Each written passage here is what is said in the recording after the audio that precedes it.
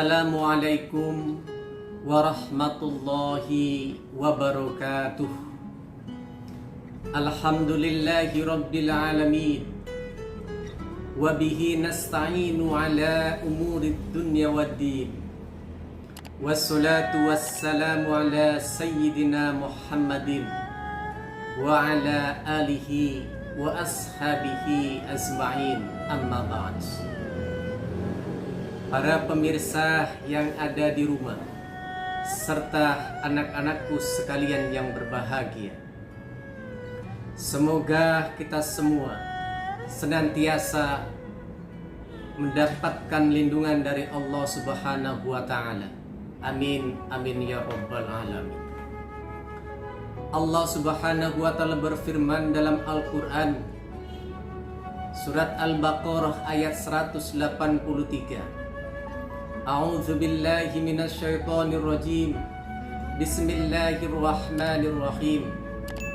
Ya ayyuhalladzina amanu kutiba alaikumussyam kama kutiba alal ladzina min qablikum la'allakum tattaqun. Dalam surat Al-Baqarah ayat 183, Allah Subhanahu wa Ta'ala memerintahkan kepada orang-orang yang beriman. Apa perintahnya? Kutiba alaikumussyam, diwajibkan untuk puasa bulan Ramadan. Tetapi momentum puasa Ramadan sekarang ini berbeda dengan tahun-tahun sebelumnya, karena puasa Ramadan pada saat ini masih terkena pandemi COVID-19. Pandemi COVID-19 ini adalah musibah dari Allah, adalah cobaan dari Allah Subhanahu wa Ta'ala. Tandanya Allah ketika memberi cobaan, ketika memberikan musibah kepada hambanya, tandanya Allah Subhanahu wa Ta'ala cinta kepada hambanya. Qala Nabi Muhammad sallallahu alaihi wasallam, wa innallaha idza ahabba qauman ibtalahum faman radiya fallahu ridha wa man sakhita fallahu suhtun. Wa innallaha, dan sesungguhnya Allah Subhanahu wa Ta'ala tak kalah mencintai kaumnya, ibtalahum, Allah Subhanahu wa Ta'ala akan memberikan ujian kepadanya. Faman rodiya fallahu ridho, tapi barang siapa menerima, fallahu ridho, Allah Subhanahu wa Ta'ala akan memberikan keriduannya. Waman sakhito fallahu suhtun, tetapi barang siapa yang marah-marah atas ujian Allah Subhanahu wa Ta'ala, maka akan menerima murkanya.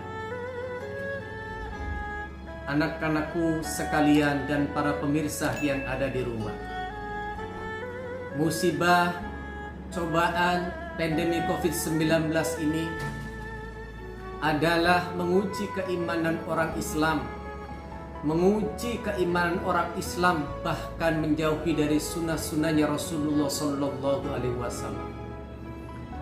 Apa salah satu contohnya?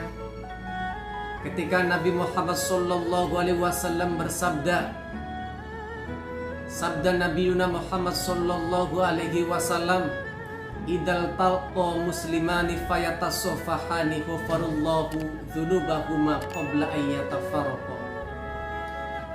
Kanjeng Nabi Muhammad sallallahu alaihi wasallam memerintahkan kepada kita, menganjurkan kepada kita, idal talqa, ketika kita bertemu dengan siapapun, fayatasofahani, kita dianjurkan untuk bersalaman.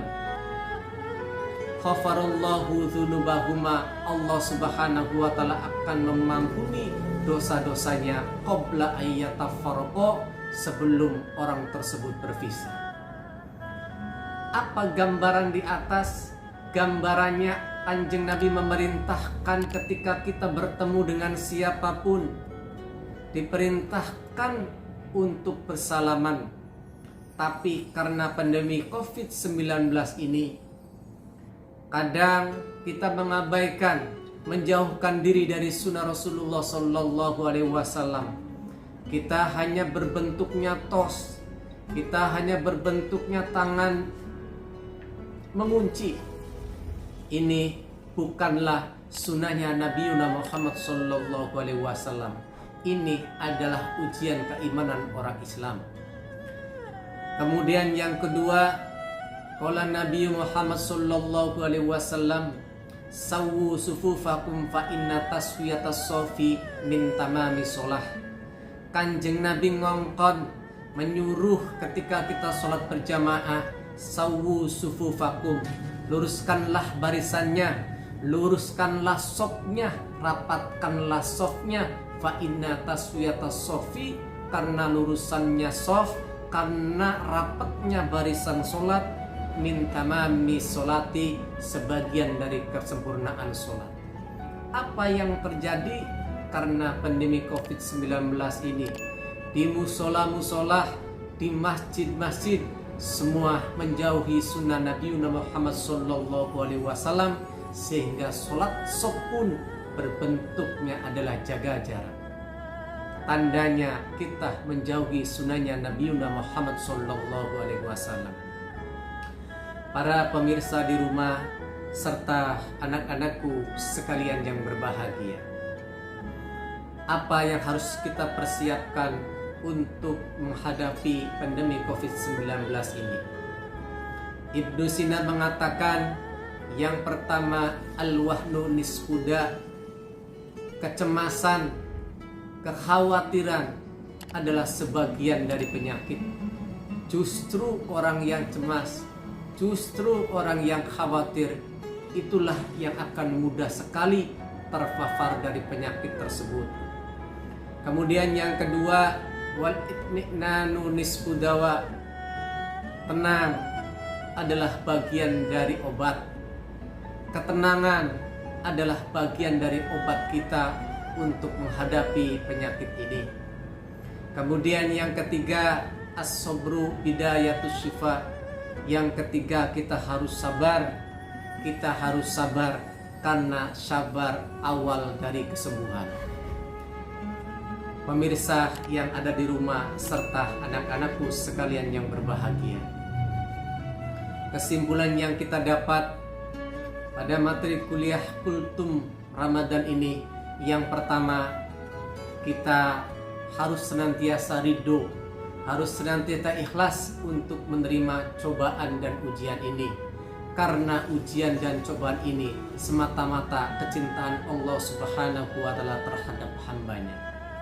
Kemudian yang kedua, jangan lupa kita untuk selalu menjalankan protokol kesehatan, baik mencuci tangan, baik menjaga jarak, tidak berkerumun.